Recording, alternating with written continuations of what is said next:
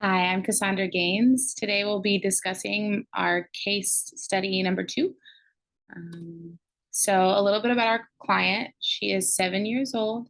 She is diagnosed with autism spectrum disorder. The behavior of concern that we'll be covering today will be the verbal aggression, and this is defined as using words or phrases that directly threaten the safety of another individual.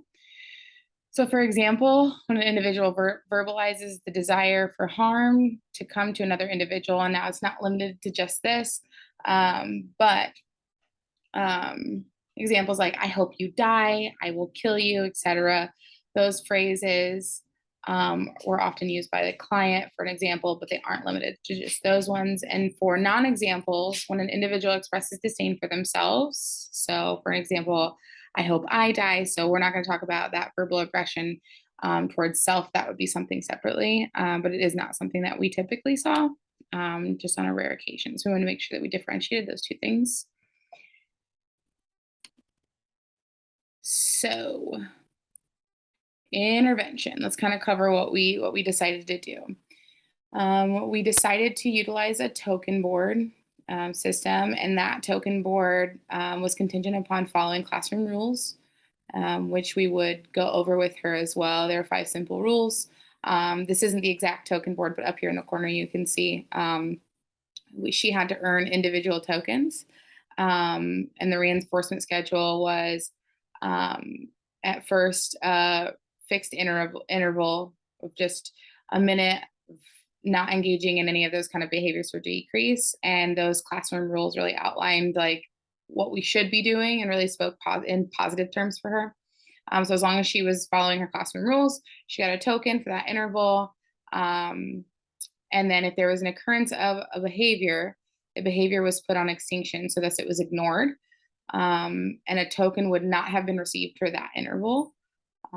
We selected this because the child wanted to be engaged with or argued with. She really liked that back and forth, and previously we had seen that exchange reinforce that behavior. It didn't ever lead to any actual physical aggression in line with those threats, um, aside from headbutting and things like that. But that was nothing to attempt to follow through with our verbal aggression. So we chose an extinction procedure because the function was so apparent.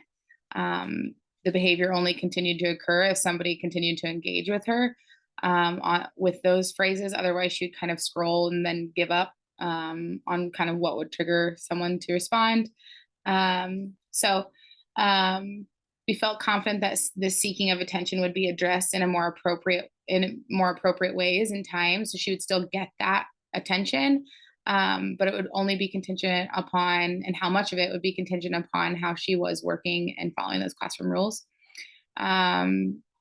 So when the extinction procedure is matched to the behavioral function, the intervention is usually effective, and that was in our Cooper book, and that kind of just supported our notion to take on this intervention.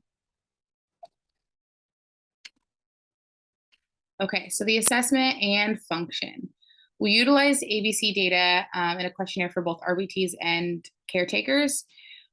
So essentially, we had filled out ABC data for quite some time to kind of see maybe if there was an antecedent or the consequence that maybe was triggering this. And it really was the consequence that was maintaining that behavior, and the consequence being that people would engage or try to correct her verbally.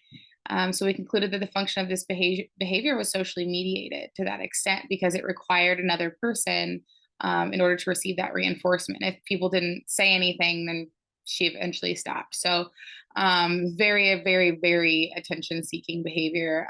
The function was very strong and true for that. So the DRA procedure that we kind of took into account when making this intervention. So ideally, the alternative behavior will always be reinforced, at least initially. So that beginning time when she's starting to learn that token board and earn that, we really gave her a lot of social praise. And the problem behavior was never reinforced. So like we really kept it tight as far as our RBTs and communicating with them, that we aren't responding in any sort of way. And it's as if she's not saying those things, and just to continue on. And they did an awesome job. So if the occurrence of the problem behavior like if there was an occurrence of the problem behavior, we ignored the behavior and continued with whatever task we were doing as if she wasn't speaking to us, and but we did not provide a token for that interval. We didn't even say anything when we didn't provide it. We just restarted the timer and continued on.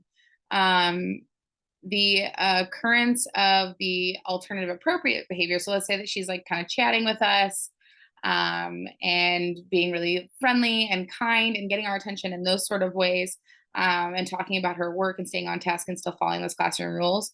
We did differentially reinforce following those classroom rules unless she was maybe working. So we didn't really say much if she was working and she was trying to chat instead of work. That's a totally different thing.